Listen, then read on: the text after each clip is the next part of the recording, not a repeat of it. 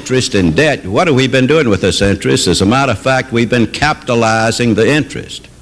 We haven't paid any interest. We borrowed more money to pay the interest. It so happens that the interest and the deficit are about the same level. That's coincidental, but in any event, we've been capitalizing the debt. So we have all of that over here. We keep on capitalizing it. I suppose forever we could keep on capitalizing it, except I don't know where we would get the investors to buy the bonds.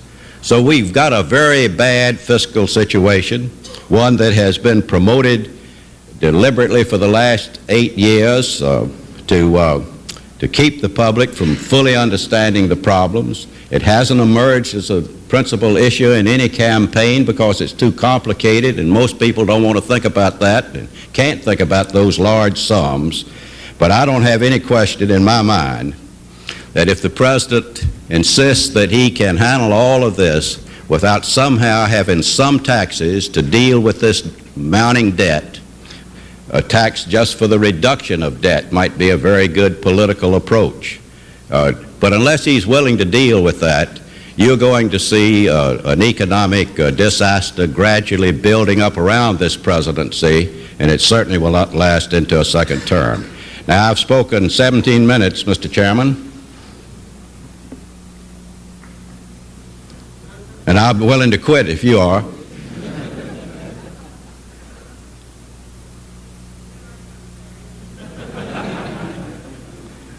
You thought I was an economist and that I would talk on and on.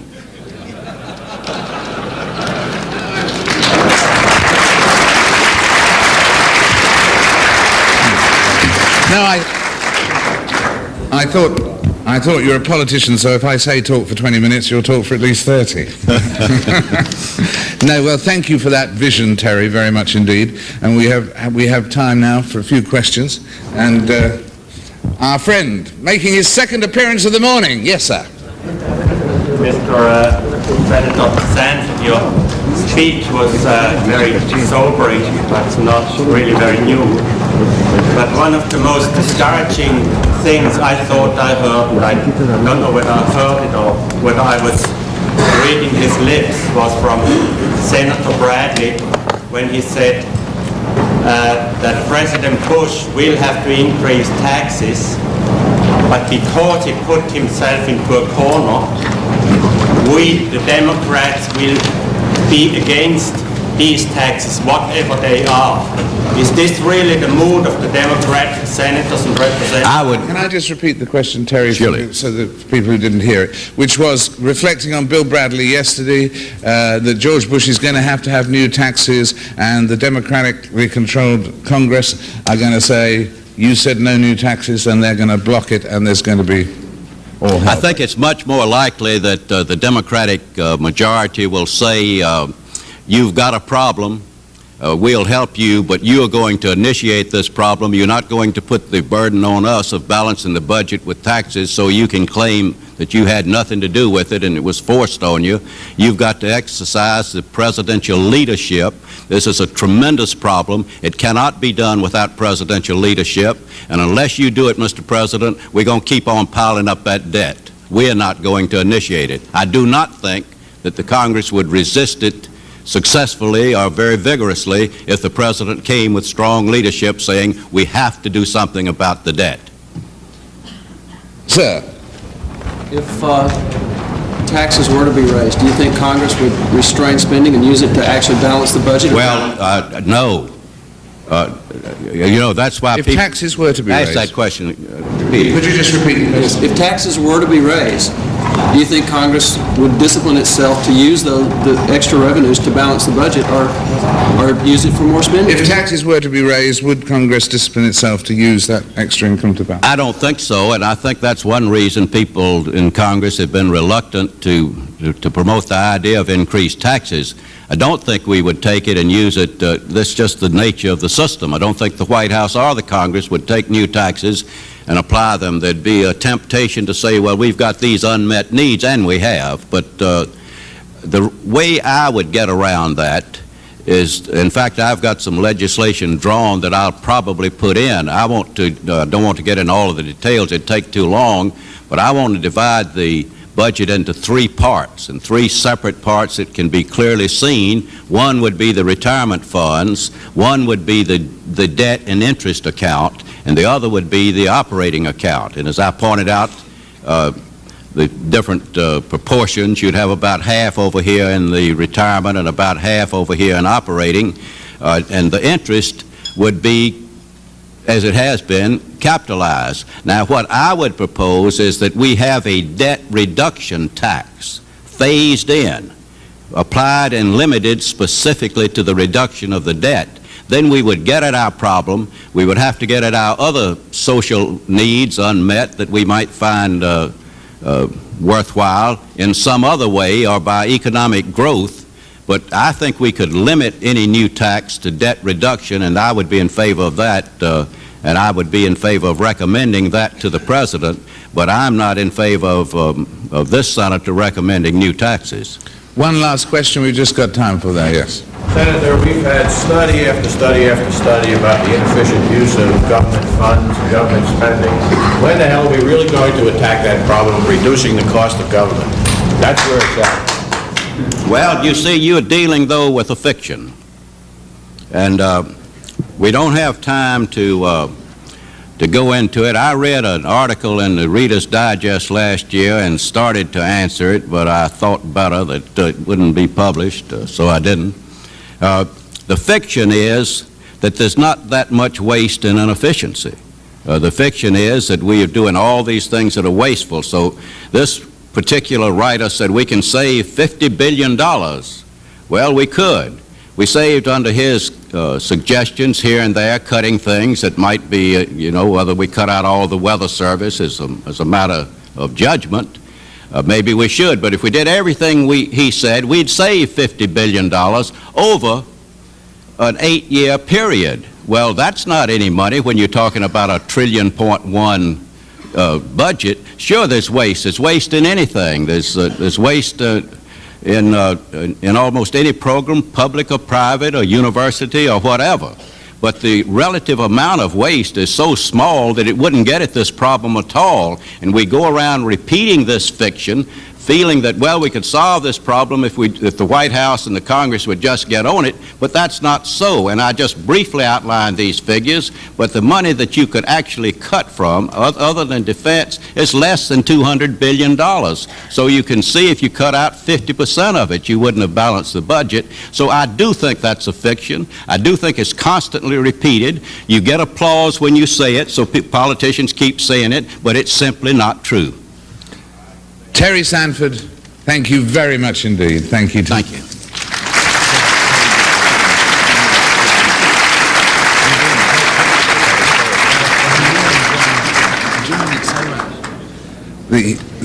Thanks, Terry. And now we come to our panel. Let me tell you who we've got. Oh, you've got me a chair. Yes. Oh, this is great news. Because this panel, not like yesterday with two, there are three people, and I was thinking I was going to be standing up for the next 45 minutes. This is good news. We need another mic, do we? Or shall we share one? Share. Okay, we'll share. Okay, well now, the panel, as you will see, is that we've got Lou Cannon with us from the Washington Post. Of course, he's been with the Los Angeles Times as well. He wrote that memorable book, Reagan. He's written 3 other books on political topics.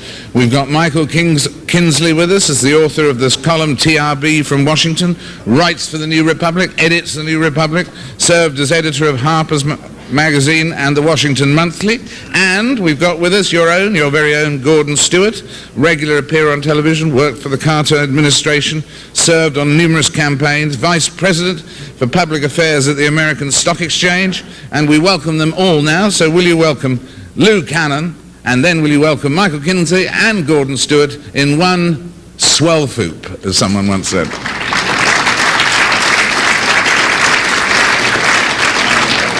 Come and take it.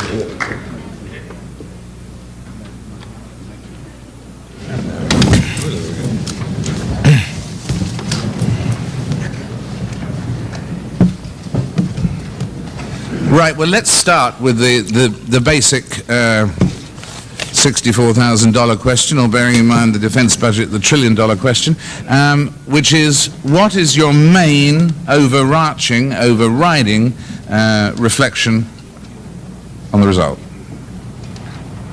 I guess my summary would be, don't throw the rascals out, standing on its head, one of the hallowed traditions of American politics. This was an incumbents election. It was an election in which apparently only 2 sitting senators were defeated, in which the House of Representatives, which has a turnover slightly lower than the House of Lords, continues to be what it was before. And it was an election in which the quasi-incumbent, as he's been called, George Bush, won. The only other thing I'd say about it is that it's quite clear that Americans are very happy, even though political scientists and a lot of journalists don't seem to be, with the notion of divided government. Not only do they provide it, but when they're asked about it in these notorious exit polls or any other kind of poll, they say they want it. People have, I guess I would say, a healthy distrust of both what the Congress and what the White House are liable to do. And their idea of checks and balances is clearly a Republican White House and a Democratic Congress. So that what you're saying is there's a sort of innate balancing common sense about the electorate. Yeah, I think it is a common sense balance. I think that politicians and publishers continually underrate the electorate, and I think that I think the people did not make these choices blindly. They know that Howard Metzenbaum in Ohio is a liberal, for instance. He isn't, as Bush kept calling Dukakis early in the campaign, or Reagan did, a stealth candidate. They voted for Metzenbaum. They voted for Bush. Right. Let's move this mic along, so you've got one, thanks. Michael, and then Lou and I can share this one. great. What's your main reflection? Well, you know, the Wednesday morning after the election, there's a great seismic shift in the way pundits and commentators talk about the election.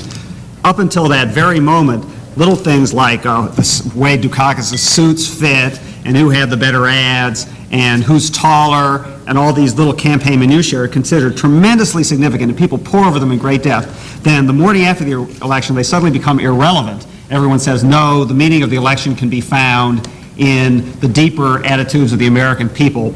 I think, of course, we pay too much attention to the campaign minutiae beforehand, but we also go too far the other way. The main lesson of the actual result, which was a bit closer than people expected, is that this election, this presidential election, has no deeper historical meaning. The fact that it's the fifth loss for the Democrats of 6 in a row is not really all that important. This election was lost, I believe, in the campaign itself. Bush ran, I think, a despicable campaign, but in pure terms of success, a better campaign, a more successful campaign, and that's why he won. And that shouldn't be lost sight of in all the talk we're going to hear of in the next week about grand historical patterns and whatnot. Well, you're right about times do change very quickly. I noticed at the newsstand out there that there's very, very slow sales of Dukakis Benson T-shirts this morning. They're not just selling as well. What was your main reflection? I think it was very much as expected and reflected once again the deep wisdom of the American people. The Democrats have consistently... You're going to go out on a limb and praise the wisdom of the Democrats. They're very smart. You know, the Democrats promise them that they will increase their benefits and preserve their benefits. The Republicans promise that under no circumstances will they have to pay for those benefits. Now, if you were a consumer, what would you do? You would take benefits for nothing and pay nothing for benefits. And that's pretty much what they have done. I think we see in the one really undecided race that's still going on here this morning is in Florida. And that's a very conservative state, heavily for Bush, and yet the Senate contest is still up for grabs. As you know, there are a great number of elderly people who live in Florida. And they have got to be thinking to themselves, well, we like the economy as it is. We like what Mr. Reagan has done with the economy. On the other hand, we're worried perhaps that these fellows will take our benefits away, so let's protect them by having a Democratic senator. And I think they've shown themselves to be quite intelligent on their basic interests, and they've expressed those interests. And Gordon, did you agree with the word that Michael used then, despicable for the Republican campaign? No, I wouldn't, frankly, go quite that far with it. I think that the issue of tactics has been somewhat overemphasized in all of this. If we look back, I think this was, someone said a year ago, George Bush's election to lose. Given the numbers, ostensibly, forget deficits and what may happen, what is happening now, they have a pretty strong record to take to the electorate, and there's a deep affection for Ronald Reagan. To expect the American people to reject that record and the man they love, Ronald Reagan, in favor of someone who they don't know very well from a state they don't particularly like, is in effect asking the voters to reject themselves. That's almost to say, we've been wrong about our interests and our affections for the last 8 years, we'd better change. It interrupts the dramatic relationship that they have with their own leader. I think it would have been extremely difficult, and I think that a lot of this emphasis on tactics is really something that the media, frankly, enjoys, because it enables many of us to make appearances commenting on these tactics, and if we talked about some of the larger currents, we wouldn't have very much to say for so long. Well, let me just get... Can I challenge you? let me just get Lou's view, and then back to you to defend your word, the D word. All right. Well, those of us who saw large historical patterns in this before the election, Michael, are scarcely going to abandon them now that the election seems to have borne them out. The one constant in this election, and it was shown in every poll, and it was written about a lot in the Washington Post, is that as Ronald Reagan's popularity rose, Bush's rose with it. Wherever Reagan was strongest, in region or demographic group, Bush was strongest.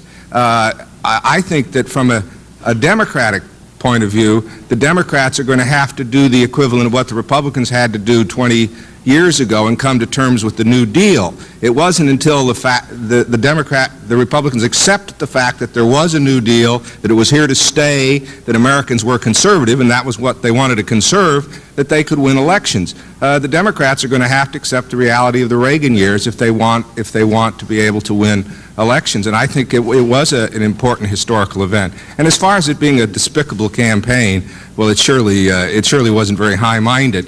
But Harry Truman, whom I much admire, and whom was the last Democrat Truman voted for, and if I'd have been old enough, I'd have voted for him too. Harry Truman called Dewey, compared him to Hitler and to Mussolini during the course of the campaign. Richard Nixon referred to Adlai Stevenson as being a graduate of the Atchison's cowardly college, wasn't it? Cowardly College of Communist Containment, which he identified, for those who didn't understand what he was saying, as the State Department. So it's good to put the negative campaigning in perspective. Sure, it was a low and shoddy campaign, but in that respect, it was thoroughly American. Well, I really disagree with that. Back to you, Michael. I think it's been at least since 1952 in the campaign you discussed that these central demagogic issues have been absolutely central to the campaign and not merely ancillary focuses of the campaign. And you know, every 4 years now, this is the third time, the Democrats are told you have to fundamentally rethink yourself, come to terms with the changes in the electorate, demographic changes, ideological changes, and so forth. And of course, the magazine I work for, The New Republic, every 4 years we have what we call our quadrennial recriminations issue. And we're doing it again next week, in which we beat each other over the head and tell ourselves we have to rethink.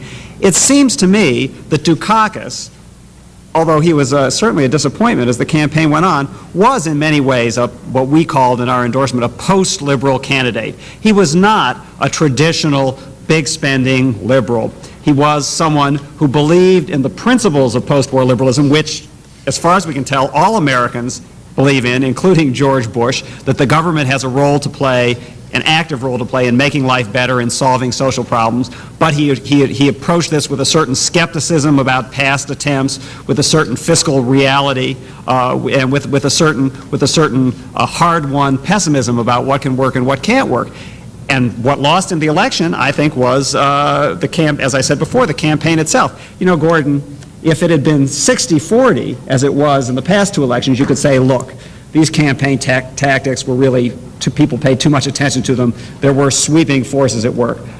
I don't think you can say that when it's 54-46. a slightly worse, less effective campaign by Bush or a slightly more effective campaign by Dukakis would have changed the result, and today everyone would be sitting around talking about resurgent liberal ideology and so forth and so on. But I mean, as we were saying yesterday, one of the things about negative campaigning is that it is prolonged if it's not answered. And I mean, the Republican campaign couldn't believe what a run they had with that. I mean, the negative campaigning could have been over quicker if it had been answered brilliantly and we'd been on to something else. So you can't just blame one side. Oh, you've got to blame some lack of competence as well. Absolutely. It was Dukakis said at the election, that in his acceptance speech, this election is not about ideology, it's about competence. And it turns out he was right. Bush was more competent as a campaigner than he was, and Bush won the election. And I think it was about that competence and not about ideology in the end. We will never know exactly, which is the predominant factor, the personality or the underlying current that's debating the role of the great man in history versus, and we can go on about that, and each person will have to make their judgment. What we can do is explore the role that each factor played. I think in terms of Dukakis, there was a very strong role of personality played in the campaign, and that is that Michael Dukakis, until recently, had no experience in the unique role of being a national political candidate. Something changes about the dimension of that character when you stand on a podium the size of the stage in Atlanta. You have become, then and then for all time, a different person in relationship to the electorate. It requires a sense of how to act and perform that role that takes time and experience to grow into. Some people are naturals. Michael Dukakis is not, but if you watched him last night, he had come a ways, in the same way Bush worked on it. I am one of those people who do not believe that there's necessarily such a big difference between elections and governing in terms of the figure of the president or a governor or a mayor. There is in terms of a cabinet officer or a policy person. Ronald Reagan campaigns all the time. Winston Churchill campaigned all the time. There's a sense of their dramatic relationship to the public that they're comfortable with, they enjoy, and they enjoy the act of presenting themselves and their positions. I think Michael Dukakis has only recently started to become comfortable. That's on their side. I think on the side of the larger currents, there's one that we don't talk about very much. I'm even reluctant to mention it here, but I think in terms of a full understanding of the forces that underlie American politics, somebody does have to occasionally mention the R word, which is race.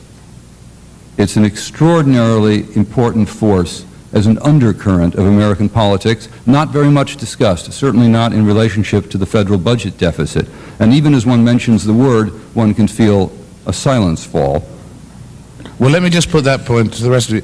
Do you feel that race was an unspoken factor in this campaign? I think race was an unspoken factor in this campaign, but I anticipating Michael here. By the way, Michael, in 1980, Ronald Reagan won just over 50% of the vote, Carter won 43% of the vote, and Anderson won 6% of the vote. George Bush has won actually a higher percentage of the vote. Now, I don't know how the Anderson vote would have divided, but it obviously wouldn't have divided one way. So this is, in this respect, a very typical election. I think that race is a fact. I don't think the Willie Horton, I think if Willie Horton, if both the perpetrator of the crime and the person who had been released and committed the crime had been white, you'd have gotten the same heavy kind of advertising. And I think there's a sort of a racism in reverse to say Bush is doing that for a reason of race. But where race is really a factor in the presidential election, and it's been a factor in the presidential election, curiously, since 1964, when Barry Goldwater made the Republican Party in the South very much a white man's party. And of course he carried southern states even while he was losing. Is that whites in the South have come to think of the Republican Party in national elections as their home, and blacks in the South, as blacks elsewhere, think of the Democratic Party as their home. And that starts every election off with a calculus that is very difficult and damaging for the Democratic Party, and maybe difficult and damaging for the country, in that you're starting with the presumption on one side that if you can win just a small percentage of black votes, you can win. So your entire campaign is not devoted in any way to the black community. And I think what was really missing in this campaign is that the concerns of black people in the country, and they're black Americans, they ought to be our concerns too, were not really addressed by either candidate for different reasons. So yes, I think race is there. And also the other point to be added to that in terms of both sides is that we read many analyses of how, in fact, the Democratic campaign in going for these so-called Reagan Democrats, downplayed the role of Jesse Jackson, for instance. Michael. Well, I guess I'm in the position of always defending the Democrats, but I'm happy to do that. In a primary campaign, you're trying to get your own voters, and in an election, national election, you're trying to reach out to other voters. George Bush downplayed the right to lifers. He had people going out telling them, essentially, just keep quiet. He's on your side. He's not going to talk a lot about it in this campaign because he doesn't want to offend a lot of women, and so on and so forth. That's what you do. You don't pay attention to the people you've got in your core constituency during an election itself. And so that's how that operated. Yeah. And what do you think he will do now on the right to life issue? Really, he's fortunate it's an issue he doesn't really have much, like most of the issues he built his campaign around, which that was not one. It has very little to do with the governing of the country as president, except in the terms of appointing Supreme Court justices. And all right, let's come on to that point then. The question we asked Ben and Ann yesterday, starting with you, Gordon. What difference does this result mean? Any difference at all, or really would America and the world have trotted along just the same, whoever got in, because they're both basically centrists? I don't think the way this election has come out that it itself makes a difference, but it frames the background in which the difference will be made. George Bush had two famous things in the campaign. One was "read my lips," which we've all talked about and will cause him some tactical difficulties. The other, which I think may cause more of a haunting effect, was his statement of Democrats need a recession in order to be elected. But there cannot be a recession unless Democrats are elected. Now, the first part of that statement is very possibly true. The second will be tested. I'm not altogether certain that George Bush's margin of victory repeals the law of gravity in economics. It suggests that recoveries are often built on recessions. The last 6 years has been somewhat a result of the recession of '82, and the work of Paul Volcker is the foundation for that. Recession is not necessarily bad economically. You heard Marty Feldstein earlier saying we may need some form of slowdown. The question is it may not be so good politically. If things turn poorly for George Bush, he is not rich in resources, either politically or financially or economically, to cope with that. But I would suggest that that has as much to do with you as it does to do with us, because the President of the United States is increasingly having to experience the uncomfortable position of powerlessness, even as his hand is on the nuclear button. Your banks, central banks, may remain friendly, but you as individuals may at some point conclude that you would like to diversify your investments with all of the concomitant consequences, because you are no longer just observers of this, you are participants here in the true sense. So right. I think you have much of the fate of this in your hands. Right. Let me ask the same question of Lou and Michael then. How is America and the world going to be different because it's Bush and not Dukakis? Well, of course, in the simplest way of answering that is we'll never know, because only one of them gets elected. We don't know what would have happened if Dewey had been elected in '48. But Harry Truman, when he was in the White House, is a famous story that I'm sure many of you know, that he said one day to his aides, he said, get me a one-armed economist. And one of the aides wanted to know, Mr. President, what do you mean? Why do you want a one-armed economist? He says, because economists always say on the one hand and on the other. He says, I want a one-armed economist who'll tell me what we ought to do. I think that I'm going to give an on the one hand and on the other hand answer too. I think that with Bush there's both a greater opportunity for success and a greater opportunity for disaster. The opportunity for success is this: you have a divided government, and as was demonstrated quite capably in the first term of the Reagan administration, less capably on a lot of things in the second term until recently. When you have that kind of government, it's possible to reach an agreement, as you did on Social Security, that in fact does something that everybody privately agrees ought to be done, but that nobody has the political courage to do individually. It is conceivable that George Bush, being a man of government, being a person who has some capable advisors around him, and understanding that he, like Dukakis, gave some contradictory promises in this campaign. You can't do all the things you talked about in defense and child care and do something about the deficit as well.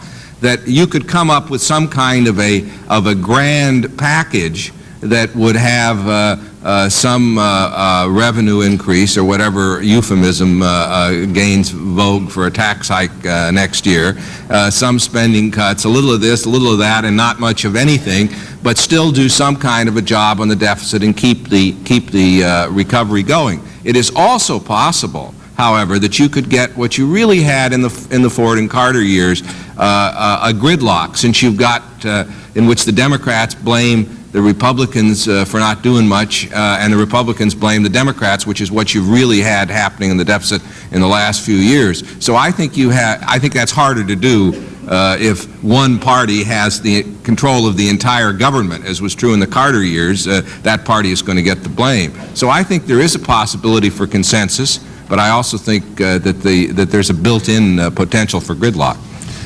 Well, it's not only economists, mind you, who say on the one hand or the other hand and play safe. It's politicians too, isn't it? I mean, you know, I've interviewed politicians, you know, and the most fearless thing they'll do is to come out against road accidents, you know, or ask them their favorite color and they'll say plaid, you know. How will it be different? How will it be different under Bush than... My turn. Well, your turn. Great. I think it's very hard to say what a Bush administration will be like, because really, almost uniquely among people in public life, despite his long years of public service, he has no record of any ideological consistency in what he said and no record of ever having administered anything. So we really don't know what it would be like. I do think the difference is this. Both candidates in this election were victims of what I like to call the Reaganization of American politics, which is don't ask the voters to do anything unpleasant. John F. Kennedy said, "Ask not what your country can do for you." That's all that Ronald Reagan has taught a whole generation of American citizens, not to mention politicians, to ask is, what can my country do for me? You never ask, what can I do for my country? We're going to face a situation, and the budget deficit is obviously the paramount example, where we are going to have to show leadership, and leadership means leading people where they don't want to go, which is exactly what, in my opinion, Ronald Reagan never did. And the question is, the difference between Bush and Dukakis is both of them were evasive on this question. Bush was clearly more evasive than Dukakis. Dukakis said, yes, if you pin me to the ground, I might raise taxes. I think what that means is it would have taken only a minor crisis to get Dukakis to do the few sensible but unpleasant things that would need to be done to put us on the right track, whereas it could very well take a major crisis to get Bush to do it. And as for Lou's point about the possibility of different parties in office, different parties controlling the Hill and controlling the White House, making it possible for some kind of statesmanlike agreement, I do think, once again, just to go back to the same old subject, the campaign Bush has conducted is going to make that kind of statesmanlike agreement a lot harder.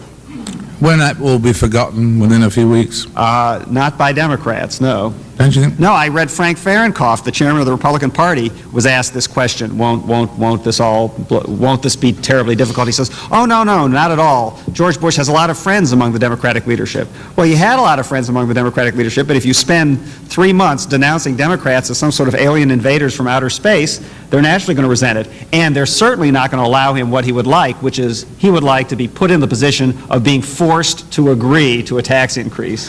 Yes, certainly won't yes, allow but I mean, as he said last night, and it was on the news this morning, I mean, you were already seeing people on the Today Show, whichever show you saw, that they're portraying things differently, and George Bush said the thing, elections are by definition about division, campaigns are about division, elections are about a decision, and now he's going to be bringing us together. I'm sure he's going to try, but it's not that easy. Some people take their politics more seriously than George Bush takes them. The tax issue is really going to be the cutting line. It's been clear from what you've heard of Democrats over the last few days saying they're not disposed to force a tax increase on George Bush and therefore have him reluctantly accept it and get off the hook that way. They're going to try to make him come to them and do a version of Make My Day. They remember Ronald Reagan's line on that, read my lips. There's actually another speaker today who has had some experience with that, is Robert Dole, as if you remember, was ahead of George Bush at one point last year. When George Bush has been at the wall, back to the wall twice, once in the primaries and once again in the general, the Excalibur that he pulled from the stone, or the noting from the tree, for those of you from Central Europe, was no taxes. And that magic sword struck him to victory both times. That may be difficult to do if he wants to build a gentler, kinder America, not increase defense, and to establish good, warm, harmonious relations with the Congress. It's going to be a difficult feat. It will test the diplomatic skills of James Baker and the substantive skills of his excellent team in Alan Greenspan and Nicholas Brady. Lou, you had a point. I wanted to add a point on this. Several, even Democrats this morning, were saying on the tube, don't get upset that much about the campaign. Dukakis was not a man of Congress. Those things will certainly fade. But there is one thing that I think that Bush really is going to have trouble with that Ronald Reagan did not. I think Ronald Reagan stood for a lot of things. They don't happen to be the things Michael agreed with, like a stronger, bigger defense budget. But the fact is that when that's true. But the fact is that when Reagan went before the Congress in 1981, he went there having won 33 or 34 congressional seats, having helped the Republicans take over the Senate. And sure, Reagan is charming and amiable and all of that. And sure, 3 months later, he became a national hero when he was shot. But there was a real fear factor in that Congress for those of us who covered any of that, remember, in '81. And it made the boll weevils possible, and then some of these Democrats were, what's going to happen to me in 1982? Fear works wonders in politics as it does in other aspects of life.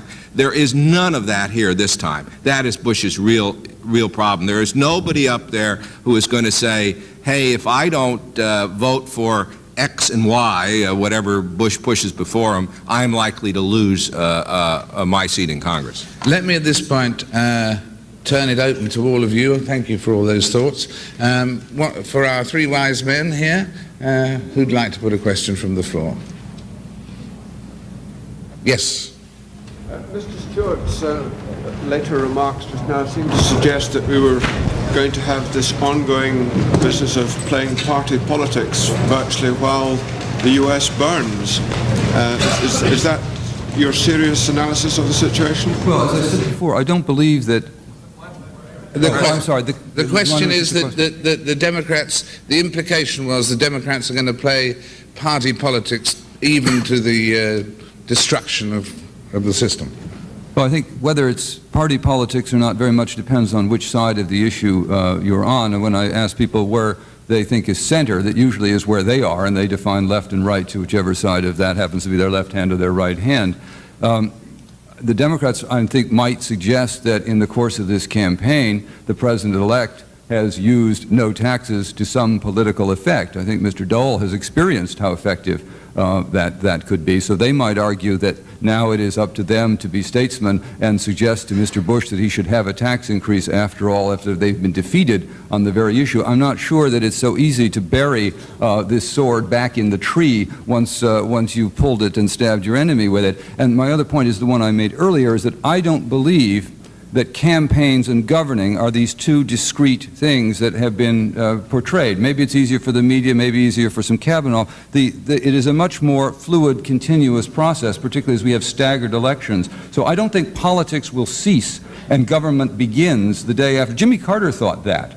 In 1976, his proudest moment was walking down Pennsylvania Avenue. He thought once he got in the building and shut the door behind him, now was the time to govern, and politics is behind us. If anything, my experience with mayors, governors, presidents, and others is that the reverse is true. The politics begins when you enter that central office. And the ability, the skills, political skills of Bush and his team are going to be sorely tested given the stakes that have been played out in the election. And I think whether you see that as playing politics or not, as in so many things in politics, where you stand depends upon where you sit. But don't you think, Gordon, that the political skills that Bush used in order to win the election are going to be singularly unuseful to him in the task of governing the country? I don't know. I think he's going to have to try and find his character and his, this is something I mentioned earlier, Dukakis could not find his. Bush has not yet established his. I frankly think Bush's biggest challenge is not going to be the deficit per se. It's going to be establishing a relationship with the American people, which he does not yet have. He has a wonderful resume, an excellent team, and they want no taxes, higher defense, and relative quiet on social issues. They don't have a personal relationship with him.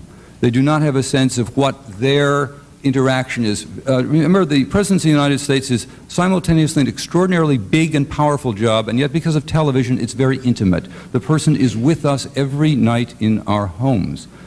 And how George Bush is able to fashion that relationship so that there's something he can draw on in terms of affection, warmth, and support will have as much to do with his effectiveness in solving the problem created by his campaign approach as anything else. Can he beat his own sword into some form of plowshare to make a fertile ground for a new administration? I don't know. It will be an interesting challenge. And a look of disbelief there on the face of Mr. Luke Cannon at some point in what Gordon was saying.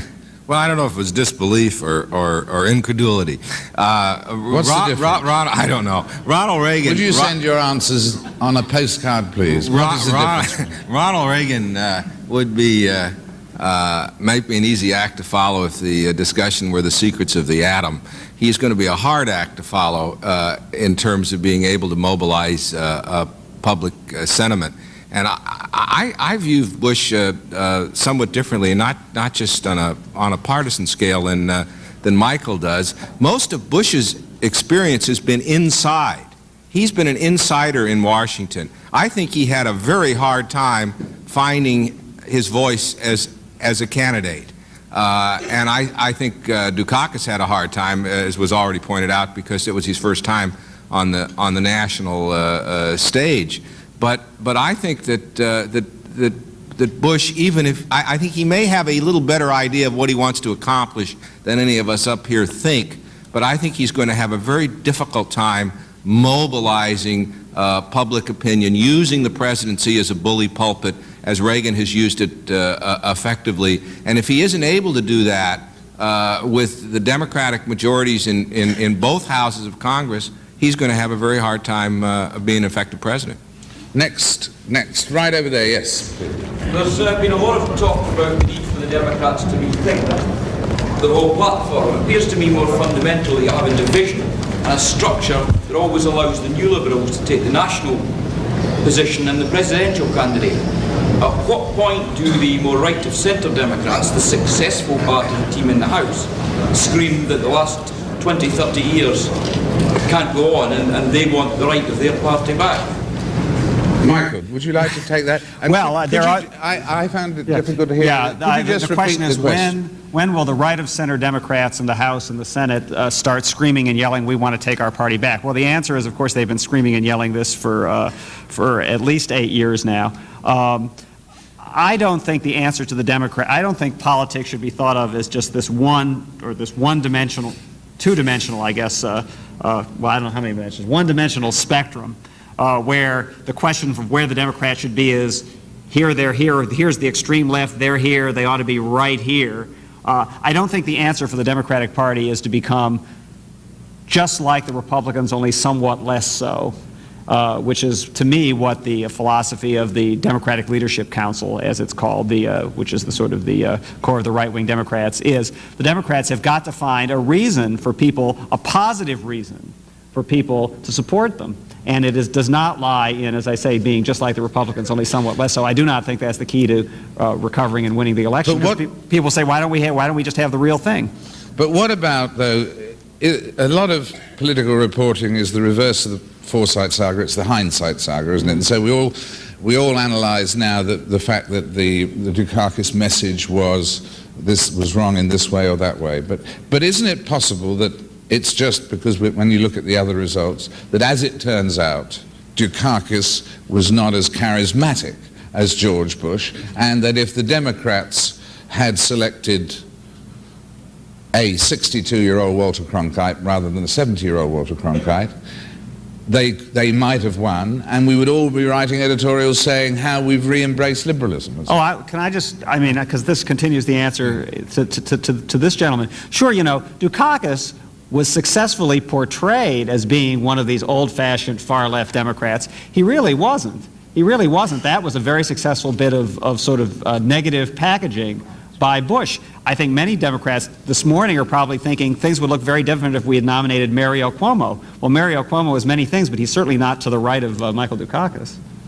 Lou, I think I detected a bit of incredulity there. Well, I don't agree with this notion that that television sound bites or the campaign around Willie Horton determine this election or determine most elections. I think more of the American people, and I think they have some sense of where they want to go. And I think that where they have wanted to go in national elections is not where the Democratic Party has been in national elections. Now, Ronald Reagan ran the campaign in which he didn't win by as much. 80 was where he ran a campaign where he stood for something. He won by a lot in 84 when he stood essentially for nothing, and Mondale did what on the police beat we would have called a confession, I'm going to raise your taxes. But I think that Michael's earlier answer about Dukakis raises an interesting point that answers that, partly answers at least the gentleman's question and David's. I think it's best to look at Dukakis, or I'm suggesting that history may one day look at Dukakis as a transition candidate for the Democratic Party. He was clearly not either ideologically or temperamentally where McGovern was, and I would argue where Mondale was as well. And I think if the Democratic Party is going to produce people who are competitive in the South and West, as I hope they do, that it's going to come about naturally. And I think there are a number of them out there. Bradley, Gore, Chuck Robb, who won a very big victory yesterday despite a campaign of innuendo and rumor against him that has never stopped. Sam Nunn. There are a lot of people out there who may very naturally come to the fore as Democratic candidates in the next 4 years. And it may one day seem that Dukakis, who after all did carry some states that Mondale and McGovern were not even competitive in, is a transition to a different kind of Democratic candidate. But are you saying there, Lou, and would you all feel that, would you all recommend future candidates, when you're comparing the Reagan campaign in 80 where he said what he stood for, and 84 where he came out fearlessly for mourning in America? I mean, who's going to oppose mournings or whatever? Which is a bit like the litter and the road accidents thing we were talking about earlier. Are you actually recommending, and I'm not talking now here about quality of campaigns, are you recommending that the candidates next time around stick clear of issues and go with vague, memorable cliches? No, are you actually saying they'll do better if they do that? Yeah, they may do better if they do that, but I think if they want to accomplish something, they're better if they stand for something. I think that when you measure the accomplishments of the Reagan first term, when he stood for something, whether you like his accomplishments or not, he was able to get some things done. And after 84, he had no mandate to do anything because, as you would say, there isn't much of a mandate for mourning. Yeah. And I think that Bush is very much in the same position this time. Michael, would you regretfully say that if you were running for office, the less you said about substantive things, the better you'd do? Well, sure. I think the way Bush has been successfully packaged in this election is going to be a deplorable model for campaigns, not just for president, but for other offices. I do sort of suspect, though, that the Democrats, that if it's the Democrats will not win, barring some economic catastrophe, which of course they're in the horrible, ironic position of hoping for, simply by a Morning in America type campaign. As long as that goes on, the incumbent's going to win. I mean, as Gordon said, this was more or less an incumbent's election. And it will take some Democrat, I don't know who it is, with a genuinely persuasive new vision and also a bit of simple television charisma to win. Well, oddly enough, it was a Democratic senator who I won't name because he's no longer with us, who was actually talking in terms of this Morning in America stuff. I think that you should... Sorry, just let me... We should not... Okay, go ahead. We did not run a campaign based on red ties and dark suits and white shirts and sound bites. I don't think that will win for the Democrats. I think his question before, and the answer there is, there probably will be, in the first year following the election, a lot of fighting in the Democratic Party between the Southern conservative faction and the Northern liberal faction. There'll be recriminations. We'll have versions and replays of this conversation. That will go on for a year or so. Then we will see a couple of things happen. One is we'll have a better sense of what the economic assumptions are. Because if anybody asks you to predict elections, the same thing you would do in any business. Tell me what the underlying economic numbers are, and I'll give you a sense of where the country is likely to go. If we have more or less the economic numbers we have now, then the issues will be played out on less and less substantial ground. If there is a steep recession, then we will have probably a strong ideological resurgence of the Democratic Party. But again, the wild card in all of this is probably going to be how we manage racial relations, not just within the Democratic Party, but within the country. Because the real way in which this plays itself out emotionally, much economic competition, is in terms of this. And it's one of the things that is interfering with our progress competitively as a country, our ability to have people who can add and subtract. We have people who are clerks who work mostly on pictures. There are no numbers there. And eventually, as the population gets older and is supported on a working base that is primarily minority, primarily women, and primarily unfunctional, we have a difficulty in competing not as a company, not as a country, but as an entire society. And if you look at it in terms of those issues then surface, and they find political expression, and then the surface of that are red ties and blue shirts. But if you really want to understand where these things will come to a surface, it will be a combination of economic forces as they play themselves out, and how we come to manage a problem that's been with us after all. 1864, the first Republican president was Abraham Lincoln, and he was shot. But Gordon, let me ask you another question. I think you would agree that the person who figures out the political formula to address those sorts of problems, that is not going to be perceived as easy to place on a right or left scale. That's going to be, in fact, it might seem quite left-wing, that solution, and yet suddenly terribly appealing to millions of voters. It might play itself out as the leader of the alliance. I mean, I'm hoping that we can find this way of fashioning, and that the decline of the West is and I include Japan, is the West of us, is totally overrated, and we may have a leader who can do that. George Bush is actually well positioned to succeed if his economy holds up, and if we can prevent a racial struggle from breaking out in the United States that polarizes us in a very negative way. Incidentally, Lou, we're at the end of our time, but if Massachusetts has not been next door to New Hampshire, and if as a result Michael Dukakis had not been selected as a Democratic candidate, who would have been? If he had been governor of Wyoming and there hadn't won, who would have been the Democratic candidate? Well, I suspect the Democratic candidate I would have liked would have been Bruce Babbitt, but I suspect he had about as much chance as most of the candidates I like. I suspect the candidate would have been Gephardt if Dukakis had not made it. And would it have been 54-46? Yes, it would have been 54. Gephardt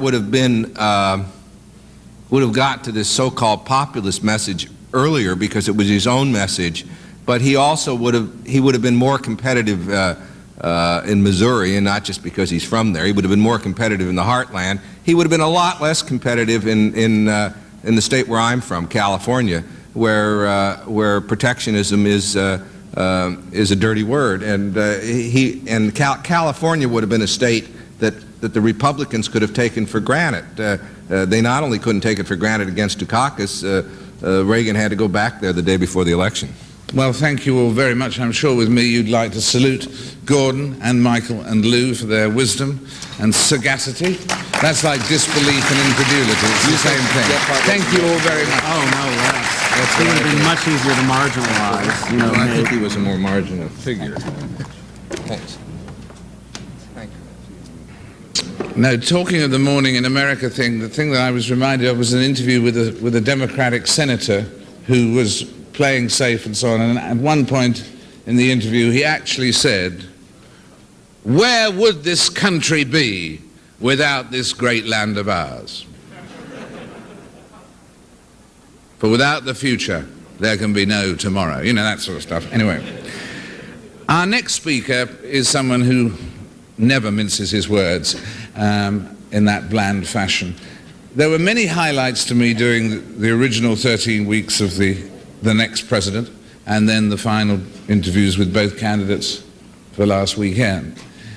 But undoubtedly one of the highlights was the chance to meet and get to know our next speaker, and to be moved by the story of his life and by the living embodiment that he is of personal courage. Will you welcome Senator Bob Dole?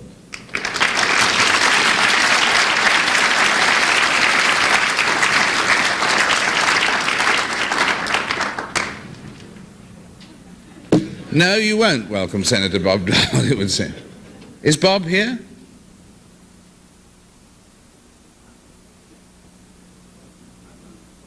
Pardon? He's been stopped by the press at the moment, has he? These people in the media, they're appalling, aren't they? Dreadful people, the media. He'll be here with us in a moment. And because we want to get as much of him as possible. Is he with us? All right. He's going around that way. Well, this is the moment, of course, on television where we could fill in. Here he is.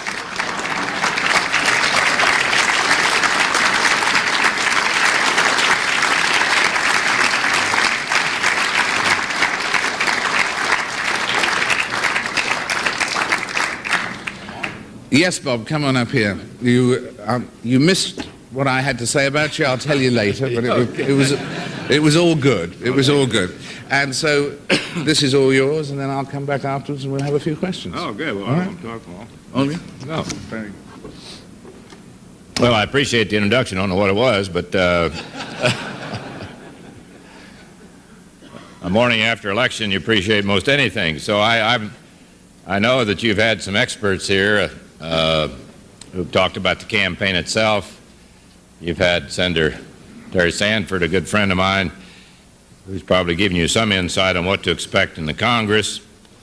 I'm not quite certain yet of what will happen on the Senate side. We've either lost 2 seats or lost 1 seat. If we only lose 1 seat, be 55-45. We've lost a seat, but we haven't lost a vote, because that would be Lowell Weicker. So, and he never voted with us very often. So that would work out all right.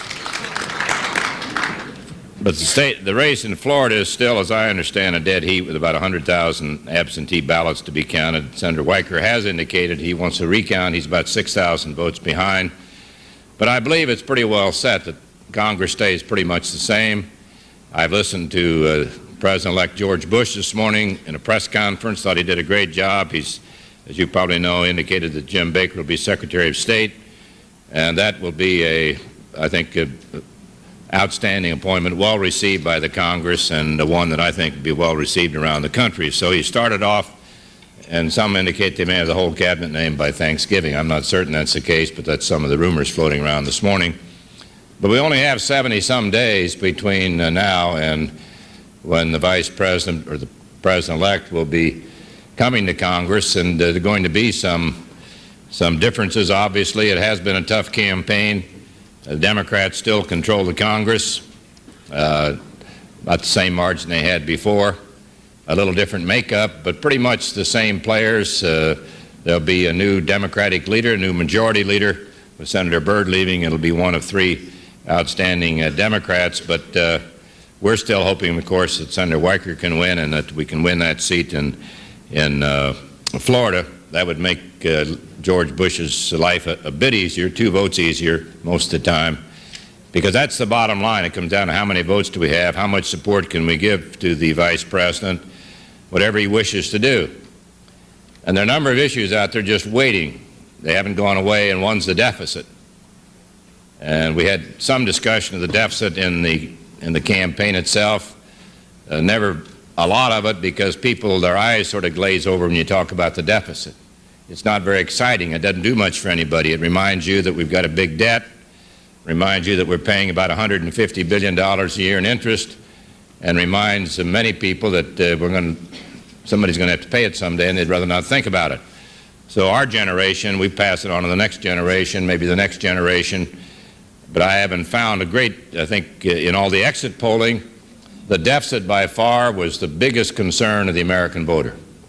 So those who voted, maybe less than 50%, they're not certain yet, but those who voted indicated right up front their biggest concern by a large margin was the federal deficit.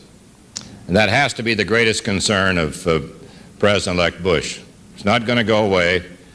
Congress isn't going to be able to do much about it either without a lot of help from the President.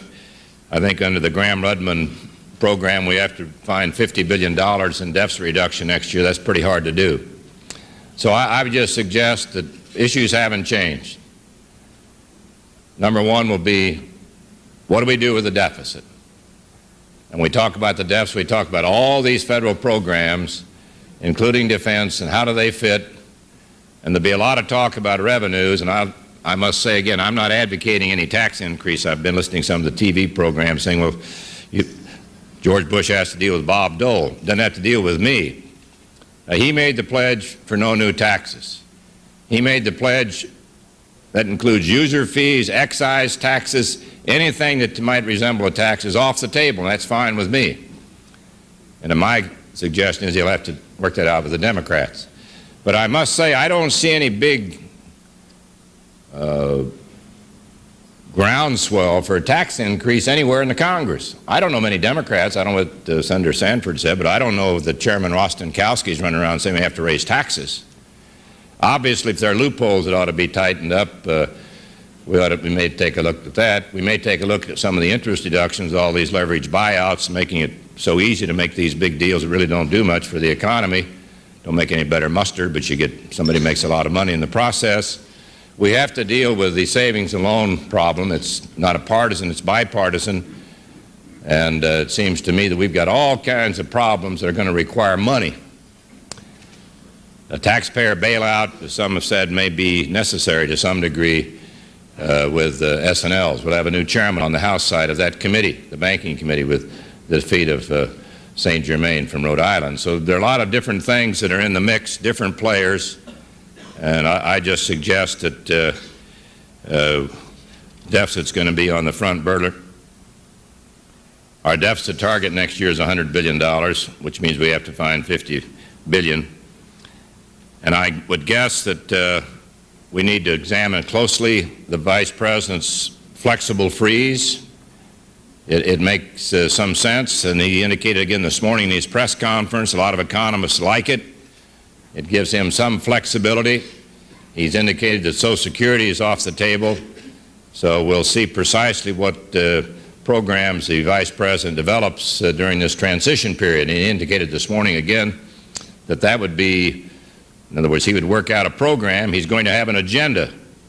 He's going to have an agenda for the next Congress, an agenda for the American people. And I think once he spells that out, we'll be in a better position to know precisely what will happen. But again, I appear here as the Republican leader, not the majority leader, and in a large part, they're going to take a lot of cooperation between the Democratic leadership and the President-elect.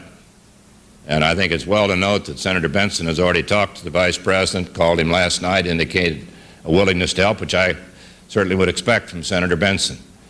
He said many times campaigning is one thing, but governing is something else. And that's precisely what he means, and I'm certain he'll work with fellow Texan George Bush in the interest of the country.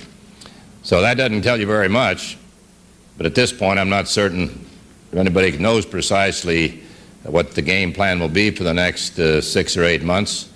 But I do know, as I would say, and then I'll take questions, the issues haven't changed. The issues are still the deficit. The issues are still long-term health care.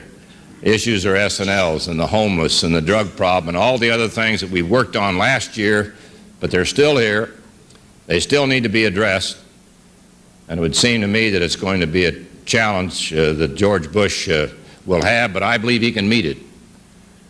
I've said for some time, having been in the race against George Bush, that once he stepped out from the shadow of Ronald Reagan at our convention, he demonstrated time and time again that he had the capacity and the capability to provide great leadership for America. And that's where we are this morning. We'll have a new president, and we'll have the same, pretty much the same Congress with a few new faces, with the numbers boiling down just about the same on the House and the Senate. And it would seem to me that that's where we are. So having said all that, we'll probably get you a cup of coffee somewhere. I'd be happy to respond to questions. David? Oh, just take a seat and just leave this up here. And just make yourself comfortable. Oh, it's all right. One thing that was said this morning, Bob, before you arrived by one of our panelists here, they said they thought that this election result was an example of the profound wisdom of the American people, that they've balanced their bets, they've hedged their bets, they've gone for a conservative president and a non-conservative Congress, and that's an example of the skilled compromise of the American public. What do you think? I don't believe that for 1 minute. I mean, I don't believe the American voter walks into the booth and say, boy, the thing I want is divided government. They don't want it at home. They don't want it in their business, and they shouldn't want it in this case. I mean, in my view is incumbency is almost a life insurance policy around this town. How many incumbents lost out of 435 House members? 2.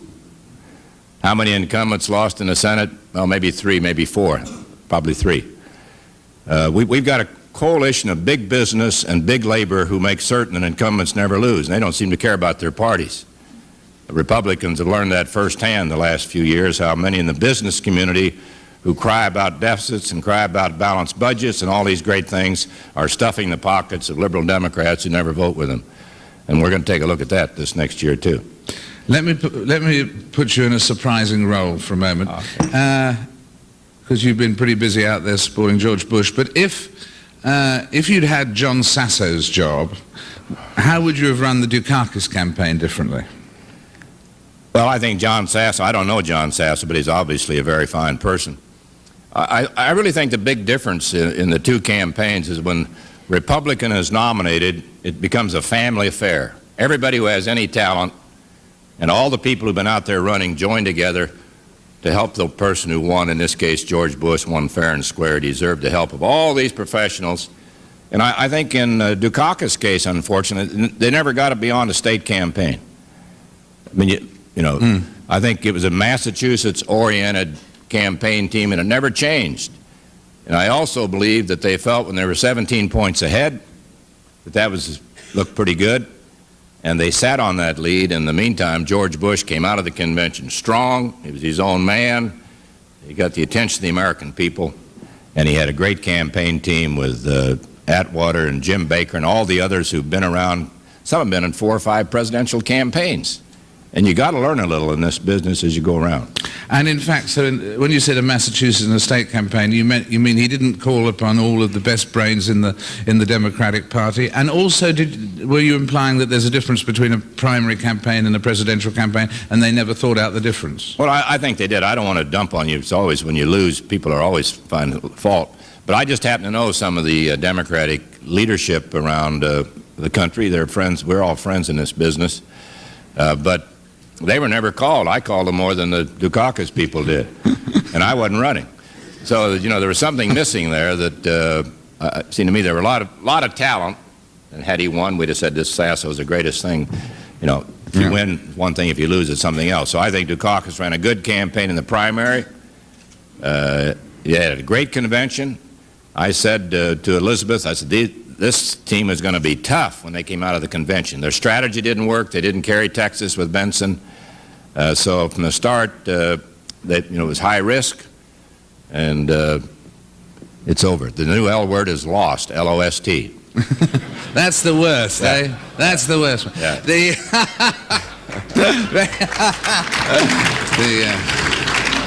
Copyright the American Stock Exchange and Bob Dole, that description. And Bob, as I was saying in my unseen introduction to you when you were being mobbed outside, the last time we had a chance to talk, and I was saying how much I appreciated getting to know you and the whole story of your life and so on, was for the next president, and it was when you were very, very clearly running to be the next president. And you've been since George Bush got the nomination, you've been very supportive, you've been very generous about him this morning. But in the same simple human terms that we were talking then, wasn't there a moment this morning as you watched that press conference when you thought, that could have been me? Oh, I think about that every night before I go to sleep.